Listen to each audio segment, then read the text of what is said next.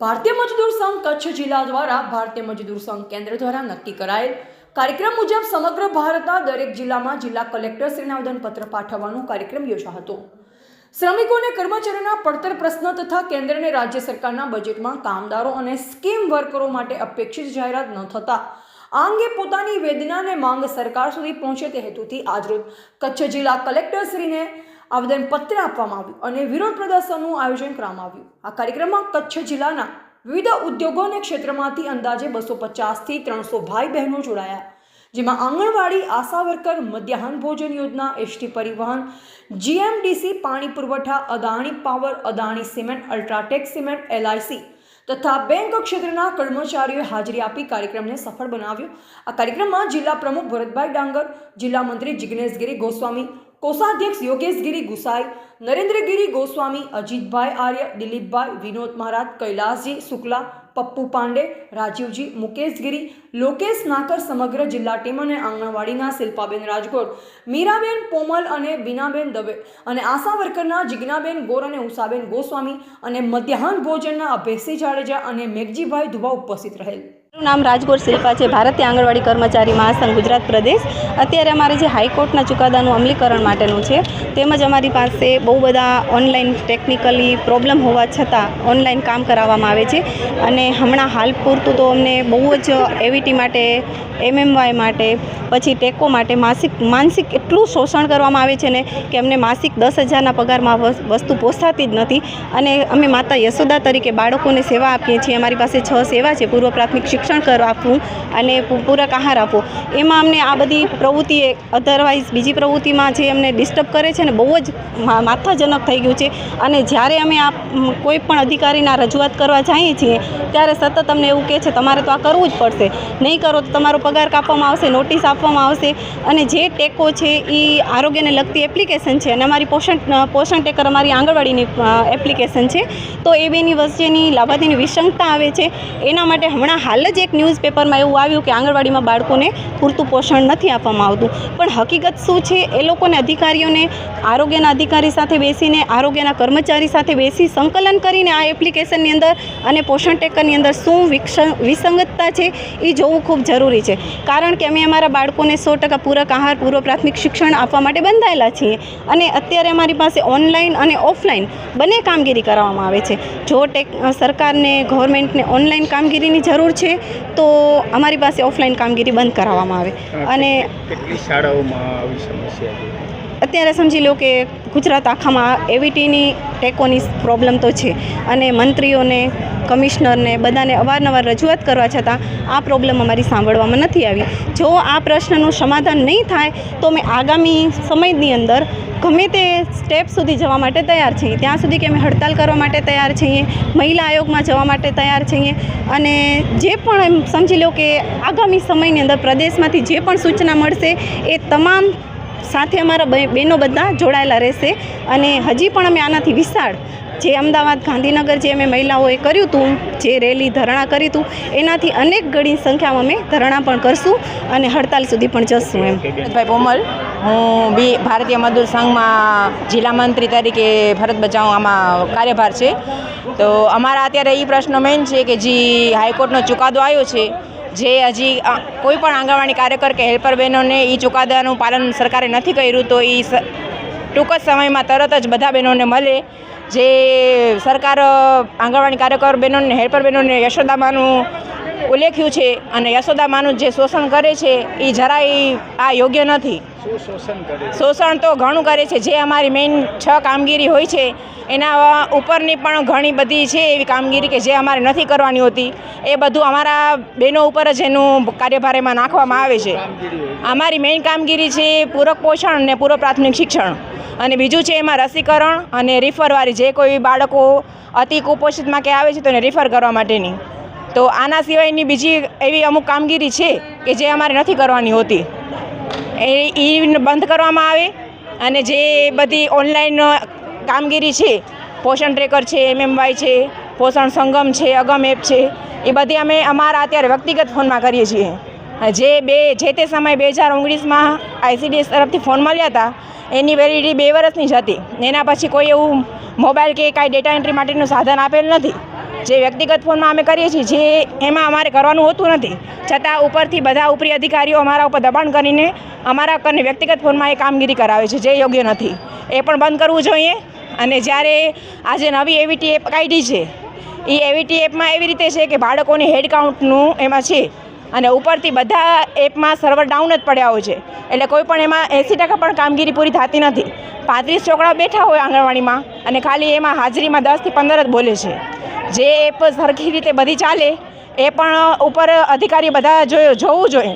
બધો એનો જે હોય છે એ દબાણ કરવા કાર્યકરો ઉપર જ આવે છે, જે સતત બંધ કરવું જોઈએ. શું પગાર મળે છે? અત્યારે અમને ખાલી 9,950 રૂપિયા જ મળે છે. જે હાઈકોર્ટનો ચુકાદો છે એમાં હેલ્પર અને કાર્યકર બંનેને 14,300નો વધારો કરીને એવી રીતે ચૂકવવા પાત્ર કરવાનું થાય છે. પણ આજ દિન સુધી ઘણો સમય વીતી ગયો, એ કોઈ પણ બહેનોને હજી મળ્યું નથી, જે સમયસર આપવું જરૂરી છે. કારણ કે અત્યારે જે મોંઘવારી છે એ મોંઘવારીમાં 9,950માં કોઈ બહેનોનું ઘર હાલ એવું નથી, અને એમાંથી જ અમને સ્થાનિક ખરીદીના બિલનું પણ કરવાનું હોય છે દર મહિને. અને જે તે બિલો છે એ 2-3 મહિના 4-6 મહિના થઈ જાય છે તો પણ એ બિલના ચૂકવણા કરવામાં આવતા નથી. અને જ્યારે અમે પ્રશ્નની રજૂઆત કરીએ છીએ ત્યારે અમને એમ જ કહે છે કે ઉપર ગ્રાન્ટ જ નથી. અગાઉ આપની શું માંગ હશે? અગાઉ અમારી અત્યારે એક જ માંગ છે કે જે તે ઓનલાઈન કામગીરી છે એના માટે તરત જ એ લોકોની વ્યવસ્થા કરવી જોઈએ, અને જે હાઈકોર્ટે ચુકાદો આપેલ છે તેનું પાલન કરીને એ બધા બહેનોને આપવું જ જોઈએ. આ યશોદા માતાનું શોષણ કરે છે એ બંધ જ કરવું જોઈએ. એની મેઘભાઈ સામજી, મુન્દ્રા તાલુકા, મધ્યાહન ભોજન MDM. અમે અમારી માંગે પૂરી કરે એ વિશે અમે આવેદનપત્ર આપ્યું છે કલેક્ટર સાહેબ. અમારી માંગણી NGO રદ થાય, પછી અમારી પગારમાં વધારો થાય, ઘંટી કાયમી કરે, અને અમારી બધી માંગો અમે લેખિતમાં કલેક્ટર સાહેબને આવેદનપત્ર આપ્યું છે આજની તારીખમાં, એવું અમે આશા રાખીએ છીએ.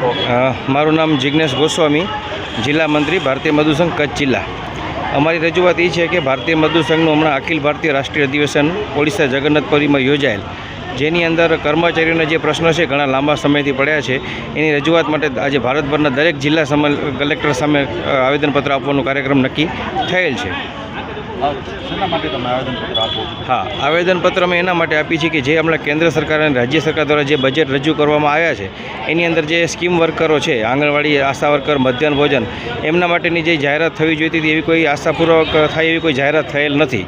સાથે સાથે અમારી પેન્શનની જે લિમિટ છે 1,000 રૂપિયા એને 7,500 રૂપિયા કરવાની, PFની જે લિમિટ છે 15,000 એને 30,000 રૂપિયા કરવાની, બોનસની જે લિમિટ છે 7,000 એને 21,000 રૂપિયા કરવાની, આવી નાની મોટી સમસ્યાઓ સાથે અમે આજે આવેદનપત્ર આપેલ છે. હું રબારી લદ્દાભાઈ સોમાભાઈ, વડાલા કેન્દ્ર નંબર 25, અને આમ તો મુન્દ્રા તાલુકા મંડળના ઉપપ્રમુખ હોદ્દાને રૂએ છું. અમારી આમ તો PM પોષણ યોજના સરકારે જે 1984-85થી આ યોજનાઓ શરૂ કરી, અને સરકારનો ઉદ્દેશ એક જ હતો કે ભાઈ ડ્રોપ રેશિયો બાળકો શાળાએ જાય, એ હિસાબે આજથી ઘણા વર્ષો પહેલાંની આ યોજના છે. યોજનાઓ બહુ સારામાં સારી ચાલે છે અમારા દ્વારા, અને આ યોજના અમે બધા સરકારને ખૂબ સાથ સહકાર આપીએ છીએ. પણ મેન અમારી કે આજની સુધી આજની મોંઘવારીમાં આટલો પગાર એ બહુ અમને ઘણો ઓછો થાય છે, અને જે બીજા કર્મચારીઓ છે એના કરતાં અમારે 5% પણ પગાર નથી. તો અમે સરકારશ્રીને આપના માધ્યમથી એ કહેવા માગીએ છીએ કે ભાઈ અમારો પગાર વધે, અને પગારની સાથે સાથે અમને આ જે યોજના છે એ NGOમાં ન જાય અને પૂરેપૂરું બાળકોને પોષણ મળે, એ સુધી આટલા બધા લોકોને રોજગારી મળે. અને સરકાર સૌનો સાથ સૌનો વિકાસ સાથે જો બધા લોકો જો આ NGOમાં ન જાય તો ઘણા લોકોને રોજગારી મળે, અને સાથે બાળકોને પૂરતો પોષણ આહાર મળે, એવી અમારી આપણા માધ્યમ દ્વારા માગણી છે. મારું નામ રાજગોર પરેશ ભવાનજી છે. હું મુન્દ્રા તાલુકા મધ્યાહન ભોજન સંચાલક મંડળનો પ્રમુખ છું, અને અમારી બધી માગો છે. એક તો પગાર વધારો, પેસ્કી વધારો તથા કન્ટીજન્સી અને અલ્પાહારમાં વધારાની સાથે અમે અહીંયા આવ્યા છીએ. લડત આખા રાજ્ય લેવલે લડત છે, તાલુકા અને જિલ્લા લેવલે પણ છે. જિલ્લા કલેક્ટર કચેરી આજે તારીખ 25/2/2026ને બુધવારના 4 થી 6 દરમિયાન ધરણા અને આવેદનપત્રનો કાર્યક્રમ યોજાયેલ હતો. તો મુન્દ્રા તાલુકાના 30થી 35ની સંખ્યામાં સંચાલકોએ બધે સાથ સહકાર આપ્યો છે. અમારા ઉપપ્રમુખ શ્રી લતાભાઈ, મહામંત્રી બેન શ્રી વૈશાલીબેન અને બધે સમસ્ત અમારા પરિવારના MDAના મેઘભાઈ બેન આખા તાલુકામાંથી મોટી સંખ્યામાં આવ્યા છે. સર્વેનો અમે ખૂબ ખૂબ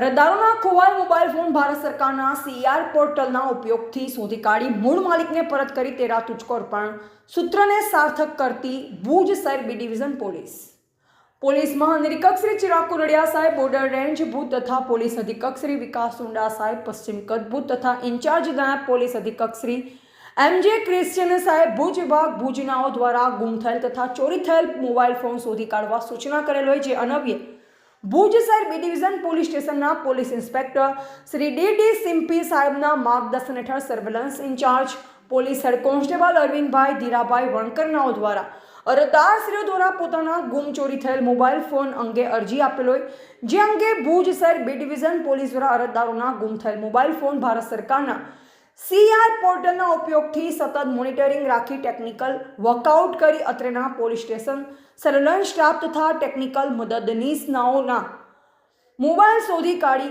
અરજદારોને પરત આપી સુરક્ષા સાથે સેવાનું ઉત્તરદાયિત્વ નિભાવી પોલીસ પ્રજાનું મિત્ર છે તે સૂત્ર ભુજ શહેર B ડિવિઝન પોલીસે સાર્થક કરેલ છે.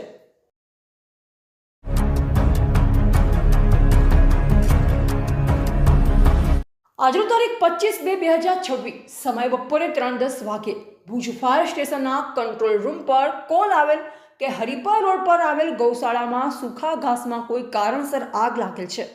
ઘટનાને ગંભીરતાથી લેતા તાત્કાલિક ફાયર ટીમ ઘટના સ્થળે પહોંચી આગને કાબૂમાં લીધી. આ કામગીરીમાં ભુજ ફાયર વિભાગના DCO ભાવેશ માતંગ, ફાયરમેન ઉજ્જવલ ગોસ્વામી, કરણ જોશી, રુદ્ર જોશી તથા સંજય સોઢાનાઓ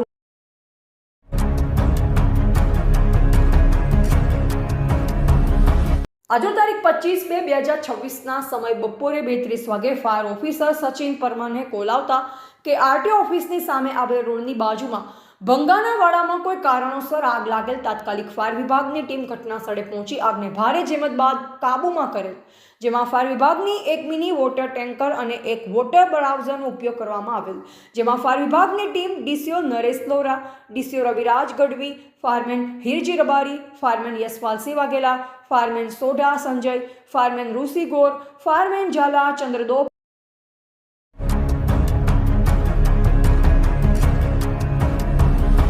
ખાસ તો આજે કચ્છ જિલ્લા મહિલા મોરચા દ્વારા જુબિલી સર્કલ પાસે ધરણાનું આયોજન કર્યું ને આ ધરણાનો ઉદ્દેશ્ય જે અત્યારે આપણે જોઈ શકીએ છીએ કે AI સમિટની અંદર દિલ્હીની અંદર ભારત મંડપમમાં જ્યારે AI સમિટનો ખૂબ જ સારામાં સારો આંતરરાષ્ટ્રીય જેમાં 41 દેશો ઉપરાંતના દેશોએ ભાગ લીધો હતો અને કોંગ્રેસના યુવાનોએ એક નેતાગીરી ખોટી આવીને કરી અને ટી-શર્ટો ઉતારીને જે પ્રદર્શન કર્યું છે તે ખૂબ જ શરમજનક છે અને એ શરમજનક કૃત્ય માટે આજે અમે લોકોએ ધરણાનું આયોજન કરેલું છે. અને જ્યારે ભારત દેશ અત્યારે એક ઇતિહાસ રચવા ગયો છે, એક ઐતિહાસિક ક્ષણ કહી શકાય એવો અત્યારે સમય હતો, ત્યારે આવી રીતનું કોંગ્રેસે જે વિરોધ પ્રદર્શન કરીને પોતાની એક જેને કંઈ પહેલેથી જે છાપ ખરાબ હતી, છબી ખરાબ હતી, રાહુલ ગાંધી એક રાજકીય રીતની જે પણ સામસામે કદાચ વિરોધ હોય પણ આ તો ભારત દેશનો વિષય હતો, યુવાઓ માટેનો હતો.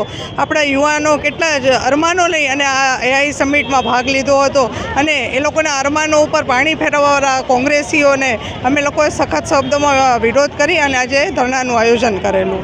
આજે કચ્છ જિલ્લા મહિલા મોરચા દ્વારા ધરણાનું આયોજન કરવામાં આવ્યું હતું.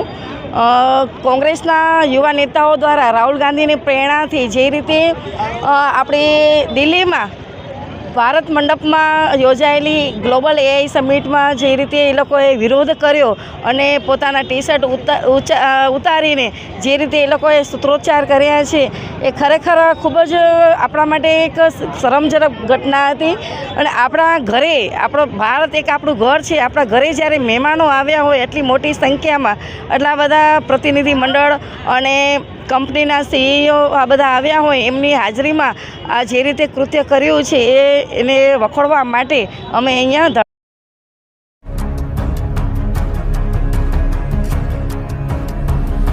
કચ્છ જિલ્લા ગ્રામ વિકાસ સમિતિ ગોધરા દ્વારા દાતાના સહયોગથી કચ્છના 3 જરૂરિયાતમંદ બહેનોને સિલાઈ મશીન અર્પણ કરી તેઓને આત્મનિર્ભર બનાવાયા.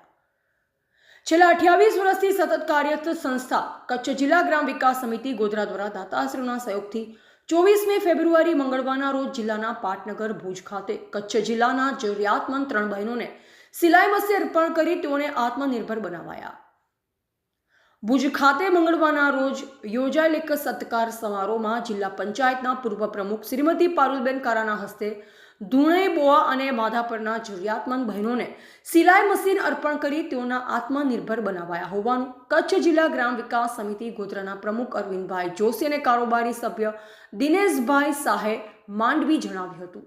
કચ્છ વતન પ્રેમી શ્રી હરિ સબકા મંગલ હો અમેરિકા સુંદરજીભાઈ લાલજીભાઈ ભેદા પરિવાર જુહુ પાલા ગોધરા અને એક શુભચિંતક સબકા મંગલ હો મસ્કત ઓમાનના આર્થિક સહયોગથી આ સિલાઈ મશીન અપાયા હોવાનું સમિતિના ઉપપ્રમુખ ચંદ્રકાંતભાઈ મોતા અને કારોબારી સભ્ય તથા લાયઝાના કચ્છી સાહિત્યકાર વિશ્રામભાઈ ગઢવીએ જણાવ્યું. અત્રે ઉલ્લેખનીય છે કે મુંબઈ બેઠા બેઠા અરવિંદભાઈ જોશી કચ્છની સતત ચિંતા કરે છે અને લોકોને આત્મનિર્ભર બનાવી રહ્યા હોવાનું માંડવીના સામાજિક જૈન અગ્રણી દિનેશભાઈ શાહે જણાવ્યું હતું. જિલ્લા ગ્રામ વિકાસ સમિતિ ગોધરાના પ્રમુખ અરવિંદભાઈ જોશી દ્વારા દિવ્યાંગો માટે અને ગરીબ અને જે વિધવા જરૂરિયાતમંદ બહેનો છે એના માટેના ઉત્થાન માટે ખૂબ જ સારું કાર્ય થઈ રહ્યું છે. આજે બે દાતા સબકા મંગલો અને એક સુંદરજીભાઈ ભેદા એના દ્વારા 3 જે જરૂરિયાતમંદ બહેનો હતી એમને આજે સિલાઈના મશીન અપાઈ રહ્યા છે. ખૂબ જ સારું કામ થઈ રહ્યું છે. આ કામ આવી જ રીતે સામાજિક સેવાનું કામ જિલ્લા ગ્રામ વિકાસ સમિતિના પ્રમુખ અરવિંદભાઈ જોશી અને દાતાઓ દ્વારા થતું રહે અને આ કાર્યમાં ભગવાનના આશીર્વાદ મળતા રહે એ જ.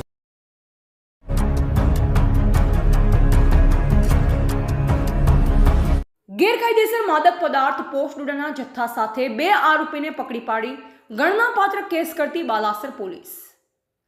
મહેરબાન પોલીસ મહાનિરીક્ષક શ્રી ચિરાગ કોરડિયા સાહેબ, સરહદી રેન્જ ભુજ કચ્છ નાઓય તથા પોલીસ અધિક્ષક શ્રી સાગર બાગમાન સાહેબ પૂર્વ કચ્છ ગાંધીધામ નાઓ તરફથી જિલ્લામાં થતી માદક પદાર્થોની ગેરકાયદેસર હેરાફેરી તથા વેચાણની પ્રવૃત્તિઓને નાબૂદ કરવા સે નો ટુ ડ્રગ્સ મિશન અંતર્ગત નાર્કોટિક્સ પદાર્થોનું ખરીદ વેચાણ કે સેવન કરનાર ઈસમો વિરુદ્ધ કડક કાર્યવાહી કરવા સૂચના આપેલ અને નાયબ પોલીસ અધિક્ષક શ્રી સાગર સાબંડા સાહેબ બચાવ વિભાગ બચાવ નાઓ તરફથી જરૂરી માર્ગદર્શન મળતા પોલીસ સબ ઇન્સ્પેક્ટર વીએ ઝાનાઓ દ્વારા પોલીસ સ્ટેશન વિસ્તારમાં સ્ટાફના કર્મચારીઓને અસરકારક પેટ્રોલિંગ કરવા જણાવેલ હોય, જે દરમિયાન પોલીસ સબ ઇન્સ્પેક્ટર તથા પોલીસ સ્ટાફ સાથે પેટ્રોલિંગમાં હતા.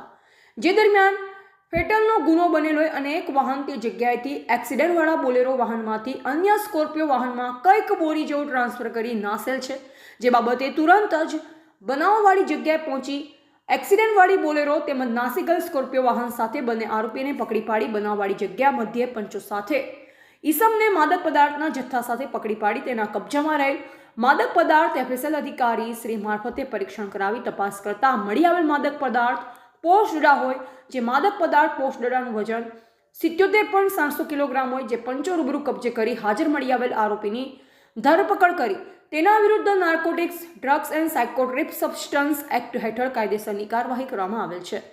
પકડાયેલ આરોપી તેજારામ જગરામ પ્રજાપતિ ઉંમર વર્ષ 36 તેમજ બિયારામ દેવરામ પ્રજાપતિ ઉંમર વર્ષ 24 બંને રહે ગંગાસરા તાલુકા સેડવા જિલ્લા બાડમેર રાજસ્થાન વાળા પાસેથી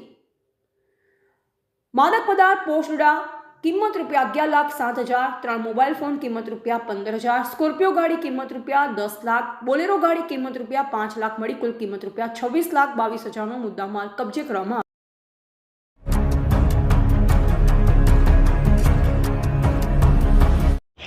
દબાણ હટવો એ બહુ જ સારી બાબત છે. સરકારની જમીન ખુલ્લી થવી જોઈએ, એના ઉપર દબાણ કોઈ પણ હિસાબે ન થવું જોઈએ. પરંતુ દબાણ હટાવવામાં જે વહાલા દોહલાની નીતિ અપનાવી રહ્યા છે હાલના સરકારી તંત્રો, જે RNB છે કે ભાડા છે કે પ્રાંત અધિકારી છે, તેઓ જે અત્યારે દબાણ હટાવવાની કામગીરી કરી રહ્યા છે તેનામાં માત્ર અને માત્ર ગરીબોના દબાણ હટે છે. જુબેલી સર્કલથી કરી અને જે પ્રિન્સ રેસિડેન્સી સુધીનું દબાણ તોડ્યો, એનામાં નાના મોટા દબાણો તોડ્યા, પરંતુ ભાજપ શહેરના પ્રમુખનો જે મોટો શોરૂમ બનેલો છે એનો દબાણને ટચ પણ કર્યો નથી. એનો મતલબ એ થાય છે કે દબાણ હટાવવાની કામગીરીમાં પણ સત્તા પક્ષમાં રહેલા લોકોને લાભ થાય છે અને જે ગરીબો છે અથવા વિપક્ષના લોકો છે એમનું જ માત્ર દબાણ હટાવવામાં આવે છે. એ ખૂબ જ ચિંતાનો વિષય છે. કેમ કે ભારતનો સંવિધાન આ ભેદભાવ કરવાની પરમિશન આપતો નથી. જો દબાણ હટે તો બધાયના હટવા જોઈએ અને ન હટે તો કોઈના પણ ન હટવા જોઈએ. માટે આ જે અત્યારની કામગીરી જે થઈ રહી છે એ વિવાદાસ્પદ કામગીરી છે અને સત્તા પક્ષના લોકોના દબાણો નથી હટતા, તે નકરી વાસ્તવિકતા છે. દબાણ હટાવવાની કામગીરી આમ તો જે તે તંત્રોની છે એનામાં પોલીસને કોઈ લેવા દેવા જ નથી હોતો, પરંતુ પોલીસને આગળ એટલા માટે રાખવામાં આવે છે કે દબાણ હટાવવાની કામગીરી વખતે કોઈ વિવાદો થાય તો કાયદો અને વ્યવસ્થાનો પ્રશ્ન ઊભો ન થાય, તે માટે જ પોલીસ હોય છે. પરંતુ ભૂતકાળમાં આપણે બસ સ્ટેશન વિસ્તારમાં જોયો હતો કે એક PSI કક્ષાના પુરુષ અધિકારી મહિલાઓના હાથ પકડી, બાવડા પકડી ધક્કા મારીને ગાડીઓમાં બેસાડતા હતા. આમ પોલીસની કામગીરીમાં પણ અનેક પ્રશ્નો ઊભા થાય છે અને એ બાબતે ફરિયાદો પણ થયેલી છે, કેમ કે એ ફરિયાદો પોલીસ તંત્રમાં જાય એટલે પોલીસ પોતાના અધિકારી વિરુદ્ધ કોઈ જ કાર્યવાહી નથી કરતી. પરંતુ પોલીસને સાથે રાખીને દબાણ હટાવવાનો એક જ મકસદ હોય કે કાયદો વ્યવસ્થાનો પ્રશ્ન ઊભો ન થાય. જ્યારે હાલના તંત્ર પોલીસ તંત્રને આગળ ધરીને લોકોને ડરાવીને આ કામગીરી કરી રહ્યા છે, એ ક્યાંક એવું લાગે છે કે લોકોમાં અવિશ્વાસ ઊભો થાય છે અને જે કાયદા દ્વારા સ્થાપિત જે રાજ્ય ચાલે છે તેના વિપરીત પરિસ્થિતિ ઊભી કરી અને પોલીસ રાજમાં ધીમે ધીમે ગુજરાત પરિવર્તિત થતું હોય તેવું લાગે છે. બિલકુલ સાચી વાત છે, કેમ કે કોલેજ રોડ ઉપર છે કે એરપોર્ટ રિંગ રોડ ઉપર છે, ત્યાં જે મોટા બિલ્ડરો છે, ભૂમાફિયાઓ છે, એમની બિલ્ડિંગોના દબાણો નથી હટતા અને માત્ર ગરીબ લોકોના દબાણો હટે છે. આપણે ઘણી જ બધી જગ્યાએ જોયું, મેં તમને દાખલો પણ આપ્યો, જે બજાજનો શોરૂમ છે કે કોલેજ રોડ ઉપર જે મોટી હોટલો બનેલી છે તેમના દબાણો હટતા નથી અને માત્ર ગરીબોને જો આ દબાણના નામે હેરાન કરવામાં આવે છે એનો સીધો મતલબ એમ છે કે એક વખત નોટિસ આપી મોટા વ્યવહારો કરી અને જે આ બિલ્ડરો છે તેમના દબાણો યથાવત રહે છે અને સામાન્ય લોકોના જ દબાણો દૂર કરવામાં આવે છે. તે પણ ખૂબ જ ચિંતાનો વિષય છે. આ તંત્રને એ પણ વિચારવું જોઈએ કે જો દબાણ હોય તો બધાયના દબાણ હોય, પરંતુ જેઓ હપ્તા આપતા હોય, મોટા વ્યવહાર કરતા હોય તેમના દબાણો દૂર ન કરવા અને માત્ર ગરીબોના દબાણ દૂર કરવા, એ પણ ક્યાંક એવું સૂચવે છે કે હાલનો જે વ્યવસ્થા તંત્ર છે તે પોતાની જે પવિત્ર સરકારી ફરજ છે નથી નિભાવી રહ્યો અને ક્યાંક ને ક્યાંક સત્તામાં બેસેલા અને જે મોટી ગાંધીજીની પ્રસાદીઓ મળે છે તેના આધીન થઈને માત્ર ગરીબોને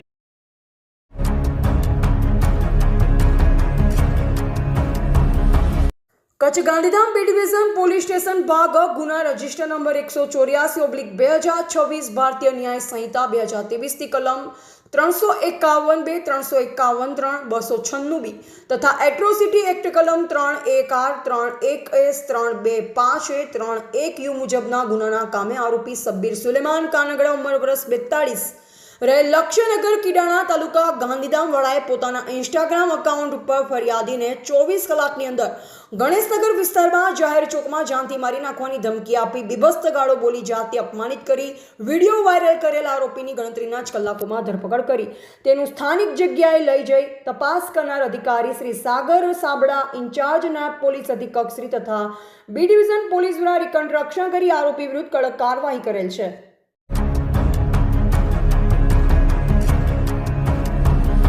ભૂત તાલુકાના ચપરેડી ગામના સીમ વિસ્તારમાંથી બોરવેલના વાયરની ઉઠાંતરી થવાનો મામલો પોલીસ ચોપડે ચડ્યો છે. આ મામલે ચપરેડી અટલનગરના નરસિંહભાઈ ગોપાલભાઈ ગાગલ દ્વારા પધર પોલીસ મથકે ફરિયાદ નોંધવામાં આવેલ. નોંધાયેલ ફરિયાદ અનુસાર ગત સાંજથી સવાર સુધીમાં સીમ વિસ્તારમાં આવેલી ફરિયાદીની વાડી પરથી ખુલ્લી જગ્યામાં આવેલા બોરવેલનો 370 મીટર લાંબાનો વાયર જેની કિંમત ₹11,200ની ચોરી કરી કોઈ અજાણ્યો ચોર ઇસમ ફરાર થઈ ગયો હતો. આ મામલે પોલીસે નોંધ કરી આગળની વધુ તપાસ.